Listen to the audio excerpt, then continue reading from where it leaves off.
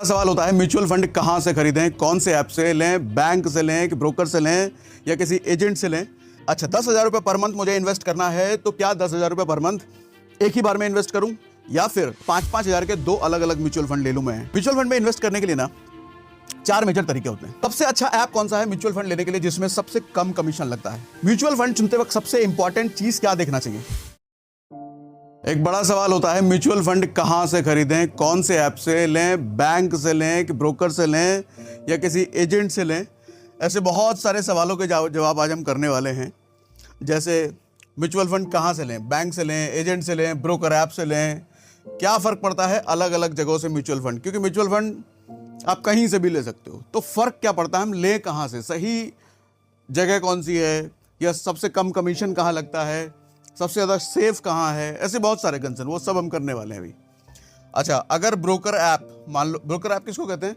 जैसे angel one है, grow है, जीरोधा है, अपस्टॉक है, इन सबको ब्रोकर ऐप कहते हैं। इनमें से कोई बंद हो गया फिर हमारे म्यूचुअल फंड का क्या होगा? इतने सालों से, इतने महीनों से हमने पैसे जो जमा किया उसका क्या होगा?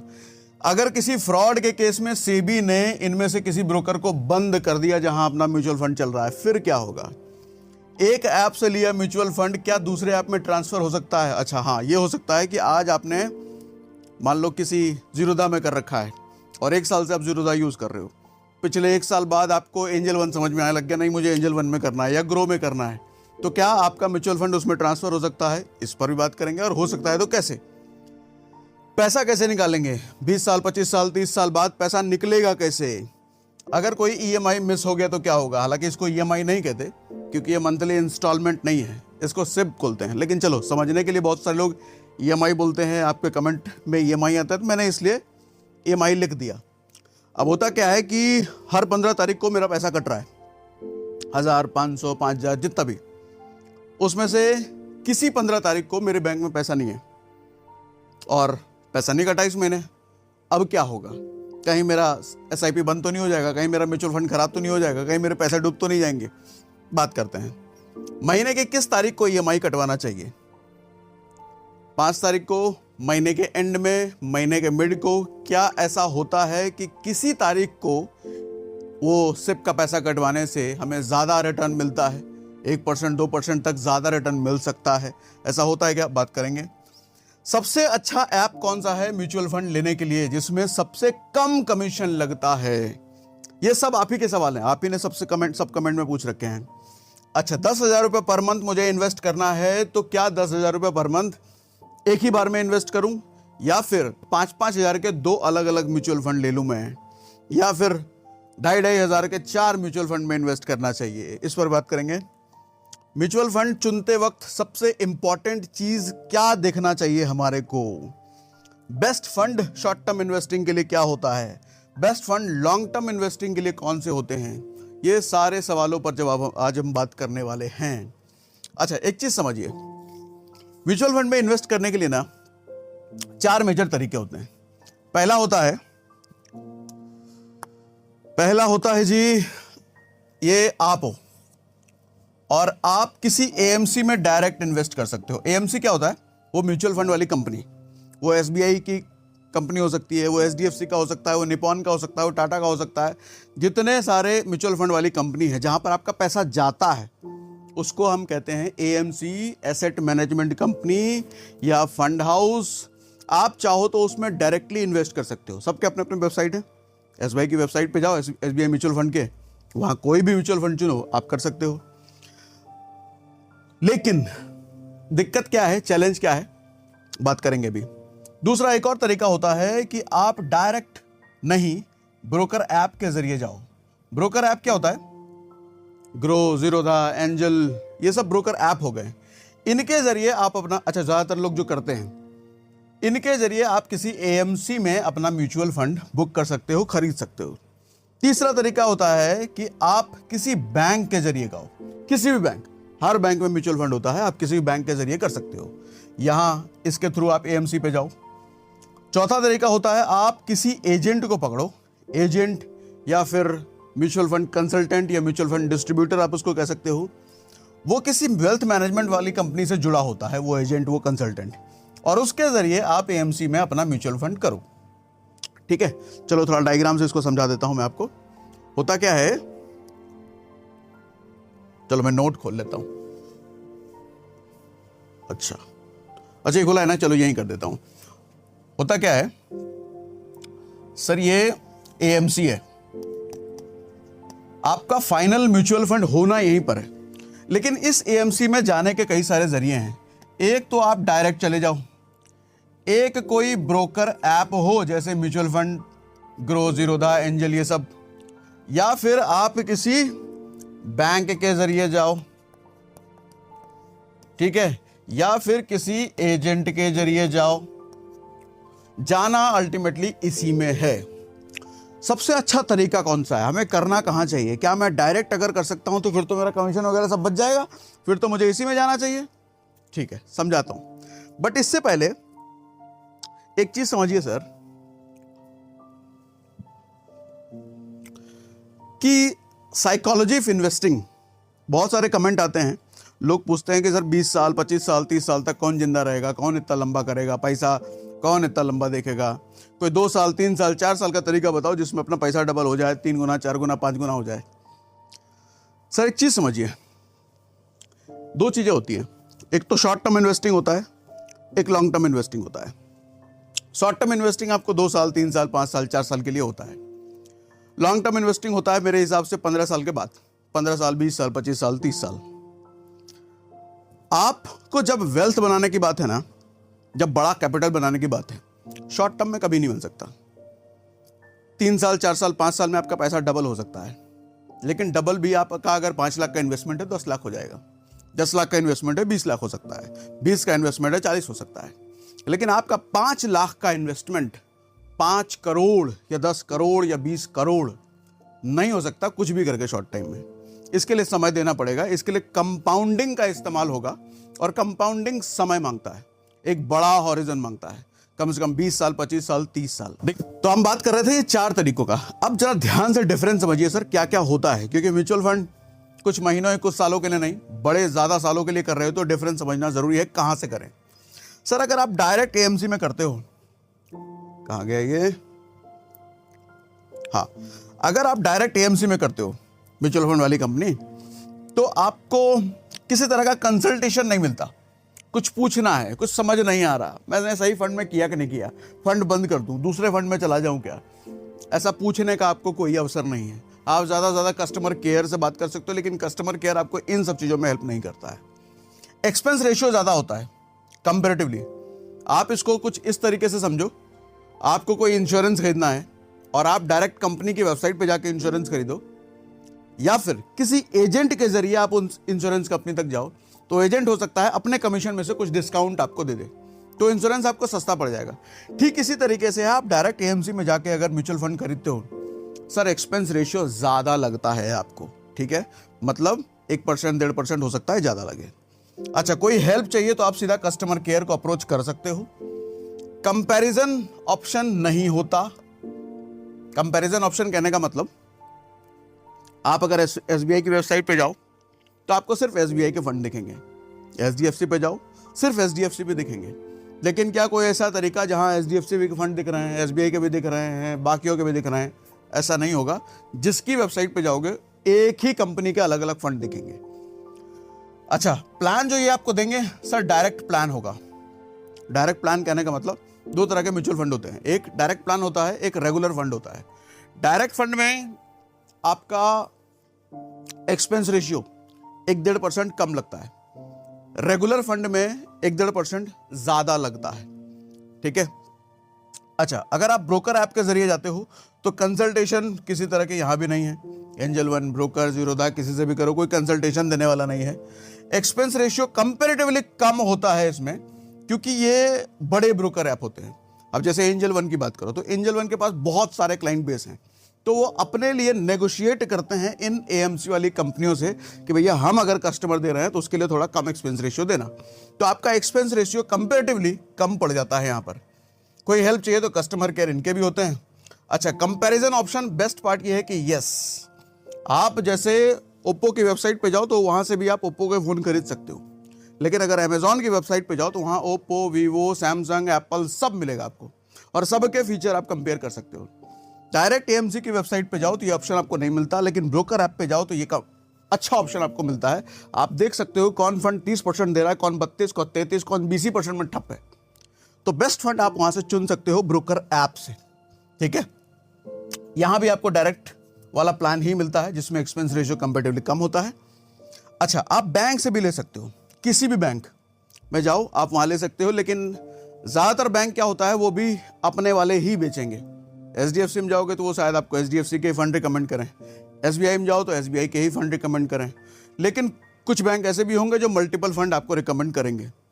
लेकिन दिक्कत ये हो जाता है सर कि यहाँ पे ज़्यादा एक्सपेंस रेशियो वाला प्लान या कम एक्सपेंस रेशियो वाला प्लान आपको रिकमेंड कर सकते हैं। डिपेंड्स कि जिस बैंकर से आप मिल रहे हो उसकी मंशा क्या है। वो अलग अलग एएमसी से जुड़ा है, एक ही एएमसी से जुड़ा है, पता नहीं वो किस तरह का है। तो अगर वो अलग अलग जुड़ा है तो अलग अलग आपको प्लान दे सकता है, लेकिन अगर वो एक ही से बैंक का ऑफिशियल है तो आपको उसी बैंक के देगा। तो यहाँ पर देखने वाली बात है। अच्छा, हेल्प अगर बैंकर चाहे तो आपको जब भी कोई हेल्प की जरूरत पड़े, कुछ पूछना पड़े, पूछने उसने की जरूरत हो, अगर अच्छा बैंकर है, रिलेशन आपके अच्छे बने हैं, उसकी नीयत अच्छी है, तो हो सकता है टाइम टाइम पे आपकी मदद करता रहे, समझाता रहे। लेकिन नहीं तो उसकी मर्जी है, कोई थोपने वाला तो है नहीं। अब जैसे सरकारी बैंकों में आप जाओ, एसबीआई बैंक में चले जाओ तो किसी भी टाइम उनका लंच टाइम ही चलता रहता है। 10 बजे भी लंच टाइम चल रहा है, 4 बजे भी लंच टाइम चल रहा है। ऐसा मीम वगैरह काफ़ी बने हैं, उसके बेस पे मैं बात कर रहा हूँ। कंपैरिजन ऑप्शन नहीं मिलेगा। ठीक है, प्लान ये रेगुलर भी दे सकते हैं, आपको डायरेक्ट भी दे सकते हैं। अगर आपको किसी बैंक से ही लेना है कि नहीं मुझे तो भैया बैंक से ही लेना है, मेरा जिद है, मुझे बैंक से ही लूंगा और मैं कहीं से लूंगा ही नहीं लूंगा, तो उनको बोलना डायरेक्ट वाला प्लान दे। रेगुलर वाले प्लान में क्या फ़र्क होता है सर डायरेक्ट और प्लान में, डायरेक्ट और रेगुलर में? रेगुलर जो होता है ना, अच्छा अभी अगली लाइन में बता देता हूँ ये वाला। नेक्स्ट होता है सर किसी एजेंट के जरिए ले लो।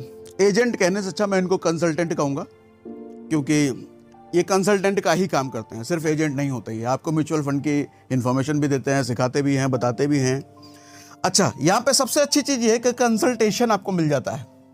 आप पूछ सकते हो इनसे समय समय पर अपनी क्वेरीज अपने, लेकिन ये भी डिपेंड करता है कि वो एजेंट या कंसल्टेंट है कैसा।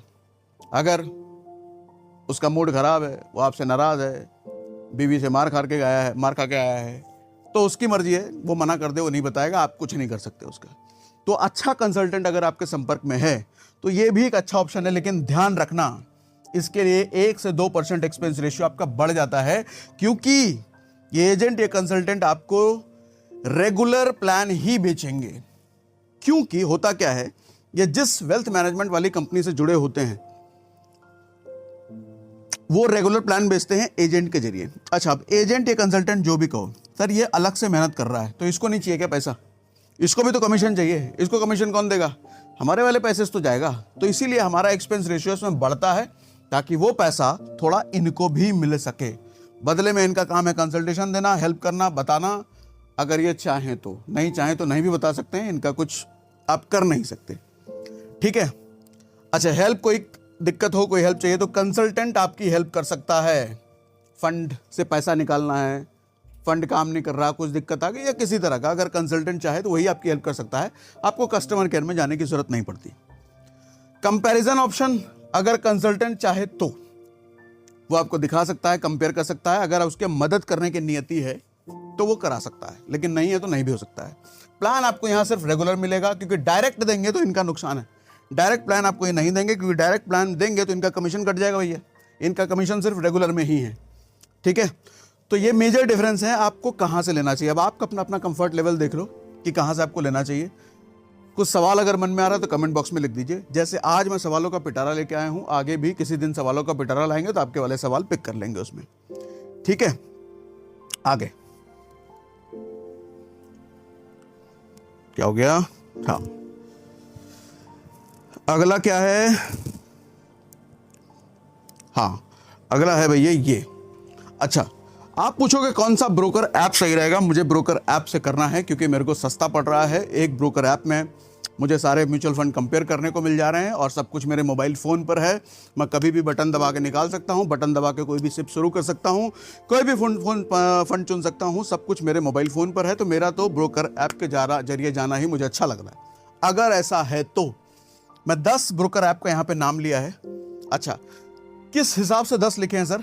सबसे एक नंबर पे मैंने यहाँ पे ग्रो लिखा है। एक नंबर पे इसलिए लिखा है क्योंकि एक्टिव क्लाइंट्स इनके बहुत ज़्यादा हैं। कितना है? 91,85,000 इनके एक्टिव क्लाइंट्स हैं। दूसरे नंबर पे ज़ीरोधा 72 लाख कुछ इनके एक्टिव क्लाइंट्स हैं। तीसरे नंबर पे एंजल वन 59 लाख कुछ एक्टिव क्लाइंट्स हैं। एक्टिव क्लाइंट्स मतलब एक तो होता है कि ऐप डाउनलोड कर रखा है 1000 लोगों ने ऐप डाउनलोड कर रखा है, लेकिन कहीं पैसा उसे कुछ नहीं लगा है। लेकिन उसमें से 200 ऐसे लोग हैं जिन्होंने म्यूचुअल फंड या कोई डीमैट अकाउंट या कोई शेयर खरीद रखा है, तो उसको बोलते हैं एक्टिव। तो एक्टिव क्लाइंट इतने हैं। अच्छा, इसी को मैं ग्राफ वाइज अगर दिखाऊं तो ग्रो में इतने, ज़ीरोधा में इतने, एंजल वन में इतने, बाकी अपस्टॉक में इतने, और बाकी सब तो छोटे मोटे लेवल पर ही। तो मेजरली अगर देखा जाए तो इंडिया के 3 बड़े ब्रोकर ग्रो, ज़ीरोधा और एंजल वन है। आपकी मर्जी, आपको जहां श्रद्धा है वहां आप कर सकते हो। एंजल वन से अगर करना हो तो एंजल वन का डिस्क्रिप्शन में हमने लिंक दे दिया है। ठीक है, तो ये समझ में आता है। अगला, हाँ, अब सवाल वापस से आते हैं जो हमने शुरुआती स्लाइड में लिखे थे। सर सवाल क्या था? म्यूचुअल फंड कहां से लें? बैंक से, एजेंट से, ब्रोकर ऐप से। तो अब आपको क्लैरिटी मिल गई होगी आपको कहां से लेना चाहिए। क्या फर्क पड़ता है अलग अलग जगह से म्यूचुअल फंड लेने में, यह भी आपको समझ में आ गया होगा कि क्या फर्क पड़ता है। अगर broker app angel one, grow, Upstox, Zerodha बंद हो जाए तो, हाँ ये सवाल है। मैं ऐप से कर तो रहा हूं, मैं एंजल वन से कर तो रहा हूं, या ग्रो, ज़ीरोधा से कर तो रहा हूं, ऐप ही बंद हो गया तो, या कल को ऐप पर कोई केस हो गया, कोई फ्रॉड हो गया, होते रहते हैं। सेबी कल को कुछ लगा दे एलिगेशन और बोले कल से तुम्हारा दुकान बंद हो सकता है। इस केस में क्या होगा भैया? मेरा पैसा कहां जाएगा? ऐप बंद हो गई तो इस केस में होता क्या है, जैसा मैंने आपको थोड़ी देर पहले बताया, आपका पैसा कहां जाता है? एएमसी वाली कंपनी में। अब इस एएमसी तक आप किसी एजेंट के जरिए पहुंचते हो, किसी ब्रोकर के जरिए पहुंचते हो, किसी बैंक के जरिए पहुंचते हो, किसी भी जरिए से पहुंचते हो, आपका पैसा यहां जा रहा है। ठीक, और बंद कौन हुई? आप क्या कह रहे हो?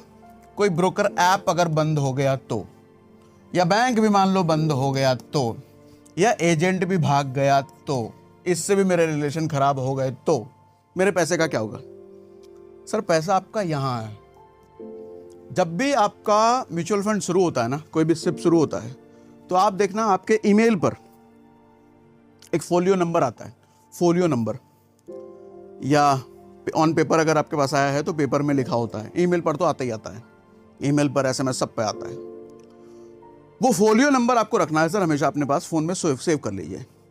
ये तीनों अगर मीडियम बंद भी हो गए, या जिस भी मीडियम से आपने म्यूचुअल फंड खरीदा है बंद हो गए, भाग गए, बर्बाद हो गए, कुछ भी हो गए, फोलियो नंबर आपके पास है, आप डायरेक्ट इनसे कांटेक्ट कर सकते हो ना। एसबीआई, एचडीएफसी, निपॉन, टाटा, किसी का भी आप ले रखा है, सबका कस्टमर केयर है। कस्टमर केयर पर फोन मिलाइए, या फिर उनके वेबसाइट पर जाके अपना आईडी पासवर्ड आप क्रिएट भी कर सकते हैं, और वहां पर आपका स्टेटस दिख जाता है। कोई दिक्कत नहीं, आपके फंड को कुछ नहीं होने वाला, बंद हो जाए, ये सब भाग जाए, कुछ भी हो जाए। अच्छा, एक सवाल होता है, मान लो आपने ग्रो में कर रखा है और ग्रो बंद हो गया, भगवान ना करे, ऐसा आपने मान लिया। अब एंजल वन अभी आप यूज करते हो, एंजल वन में आप चाहते हो कि वो आपका एसआईपी म्यूचुअल फंड दिखने लग जाए, तो आप इंपोर्ट करने का भी ऑप्शन होता है। आप किसी भी एक जगह ब्रोकर ऐप में अपना कर रखा है, उसको आप दूसरी जगह इंपोर्ट कर सकते हो, इंपोर्ट करने का ऑप्शन होता है। अब वहां सारा मैनेजमेंट आपको वहां दिखने लग जाएगा। ठीक है, तो ये सवाल हमने क्लियर कर दिया। अगला क्या है? अगर किसी फ्रॉड केस में, हाँ ये तो हमने कर दिया। एक ऐप से लिया हुआ फंड क्या दूसरे ऐप में ट्रांसफर हो सकता है? अभी जैसा मैंने बताया, आप इंपोर्ट कर सकते हो, आपको दिखने लग जाएगा। पैसा कैसे निकालेंगे? सर विड्रॉ का ऑप्शन होता है, बटन का नाम में विड्रॉ होता है या कुछ और होता है, जो भी होता है, वहीं जो फंड आप जहां पैसा लग रहा है ना, उसी पे क्लिक करोगे, वहीं पे विड्रॉ जैसा कुछ बटन होता है, आप किसी मोमेंट पे क्लिक करो, 1-2 दिन में आपका पैसा आपके बैंक में आ जाता है। अच्छा, अगला है, अगर कोई ईएमआई मिस हो गया तो। देखो होता क्या है, अगेन इसको कह रहा हूँ, ईएमआई नहीं बोलते, लेकिन आपकी भाषा में चलो हमने ईएमआई बोल दिया, आपके नहीं, बहुत सारे लोग इसको ईएमआई बोल देते हैं। हर 15 तारीख को आपका पैसा आपके बैंक से कट के जाता है, और किसी 15 तारीख को आपके बैंक में पैसा नहीं है। होगा क्या? ईसीएस चलता है सर, ये जो ऐप है आपके बैंक में ईसीएस लगाएगी, और वहां पर उसको पैसा नहीं मिलेगा, तो ये ऐप वाले कुछ 200, 250, 300 बाउंसिंग चार्ज आपसे ले सकते हैं, आपके बैंक पर लगा सकते हैं। लेकिन होगा क्या, म्यूचुअल फंड कुछ समय देता है आपको, शायद एक बार या 2 बार मिस हो जाए तो चलता है, मैं श्योर नहीं हूं इस पर, आप चेक करना अपने जिस पे इन्वेस्ट कर रहे हो। उसके बाद वो एसआईपी पॉज हो जाता है, पैसा कटना बंद हो जाता है, आपको उसको रिज्यूम करना पड़ता है। अगर किसी ऐप से, एजेंट से, जहां से किया है उसी को बोल करके, उसी का ऑप्शन होता है रिज्यूम करने का, और रिज्यूम कर सकते हो। 1-2 बार 3 बार अगर मिस हुआ तो पॉज हो जाता है। हालांकि 1 या 2 बार शायद चलता है, लेकिन फिर भी मैं इस पर श्योर नहीं हूं। अच्छा, सबसे अच्छा ऐप कौन सा है म्यूचुअल फंड लेने के लिए जिसमें सबसे कम कमीशन लगता है? सर ये बड़े वाले जितने मैंने दिखाए ना, जिसमें सबसे ज्यादा एक्टिव क्लाइंट्स हैं, इसमें करो तो ये सारे के सबके सेम ही रेट होते हैं, ऊपर नीचे नहीं होते हैं। छोटे वाले का बहुत ज्यादा मुझे आइडिया नहीं है, लेकिन बड़े वाले से करो जब बड़े ऑप्शंस हैं आपके पास। तो म्यूचुअल फंड चुनते वक्त सबसे इंपॉर्टेंट चीज क्या देखना चाहिए? Expense ratio. ग्रोथ तो देखना ही है, किस तरह का फंड है ये तो देखना ही है, वो सब तो देखना ही है, लेकिन इन सब के बाद जो देखने लायक चीज होती है एक्सपेंस रेशियो। किसी में 1% लग रहा है, किसी में आधा लग रहा है, किसी में 1.5 लग रहा है, किसी में 2 लग रहा है। क्योंकि एक्सपेंस रेशियो वो चीज है जिसके बेस पे म्यूचुअल फंड वाली कंपनियों का घर चलता है। वो कमीशन जाता है, आपके पैसे से ही उनका कमीशन चलता है। तो कोई ज़्यादा ले रहा है, कोई कम ले रहा है, वो ध्यान रखना किसमें सबसे कम लग रहा है और कौन सबसे अच्छा फंड है। ठीक है, आइडियली 1% से कम एक्सपेंस रेशियो है तो वो अच्छा है, 1% से ज़्यादा है तो थोड़ा ज़्यादा है। अगला, best fund short term investing और best fund for long term investing. आगे बताता हूं इसको। बेस्ट शॉर्ट टर्म फंड और लॉन्ग टर्म फंड। देखिए, जब आपको शॉर्ट टर्म इन्वेस्टमेंट करना हो ना, तो एक्सपेक्टेशन ये होती है कि आपको ज़्यादा ग्रोथ चाहिए, है ना, तभी थोड़ा रिकवर हो पाएगा 3 साल, 5 साल, 6 साल के लिए। तो अगर आपको शॉर्ट टर्म में करना है तो मैं लॉन्ग टर्म मैं आपको रिकमेंड करूंगा स्मॉल कैप में। इक्विटी कोई भी स्मॉल कैप चुन लो, किसी भी कंपनी का चुन लो, स्मॉल कैप फंड में इन्वेस्ट कीजिए। कि स्मॉल कैप क्या होता है? छोटी छोटी कंपनियों में इन्वेस्टमेंट। ये आपको कम समय में ज़्यादा ग्रोथ दे सकते हैं, हालांकि ज़्यादा रिस्की भी हैं, लेकिन ज़्यादा ग्रोथ कम समय में आपको ये दे सकते हैं। और ऊपर से फंड मैनेजर्स एक्सपर्ट्स होते हैं, एक्सपेंस रेशियो इसी बात का तो वो लेते हैं आपसे।